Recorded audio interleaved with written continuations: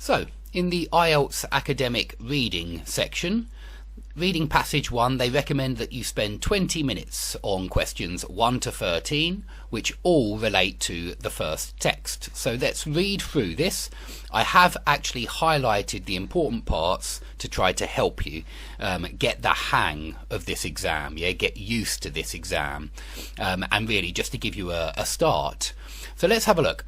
The development of the London Railway.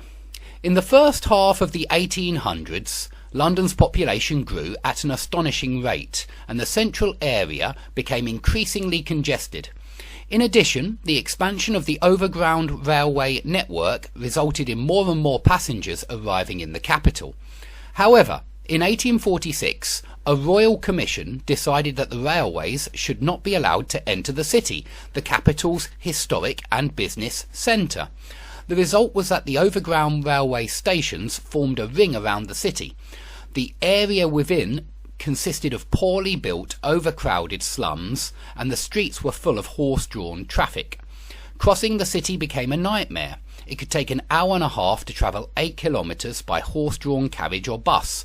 Numerous schemes were proposed to resolve these problems, but few succeeded.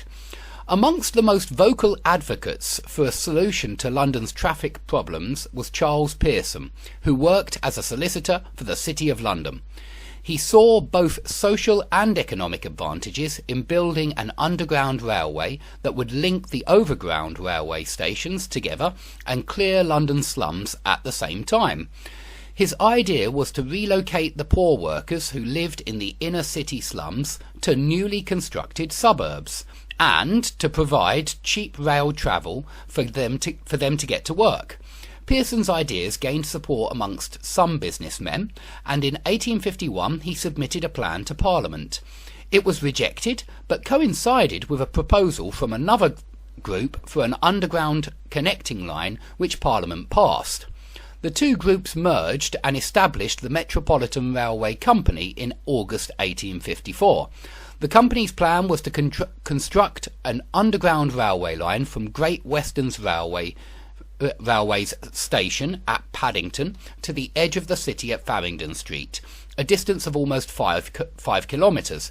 The organisation had difficulty in raising the funding for such a radical and expensive scheme, not least because of the critical articles printed by the press. Objectors argued that the tunnels would collapse under the weight of traffic overhead, buildings would be shaken, and passengers would be poisoned by the emissions from the train engines. However, Pearson and his partners persisted. The GWR, aware that the new line would have finally enabled them to run trains into the heart of the city, invested almost £250,000 in the scheme. Eventually, over a 5-year period, £1 million was raised. The chosen route ran beneath existing main roads to minimise the expense of demolishing buildings. Originally scheduled to be completed in 21 months, the construction of the underground line took 3 years.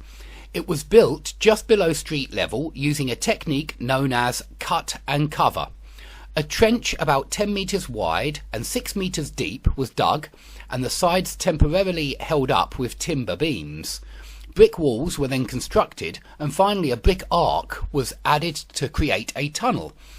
A 2-metre deep layer of soil was laid on top of the tunnel and the road above rebuilt. The Metropolitan line, which opened on 10th of January 1863, was the world's first underground railway. On its first day, almost 40,000 passengers were carried between Paddington and Farringdon, the journey taking about 18 minutes. By the end of the Metropolitan's first year of operation, 9.5 million journeys had been made.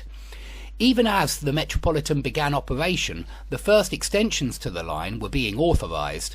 These were built over the next 5 years, reaching Moorgate in the east of London and Hammersmith in the west.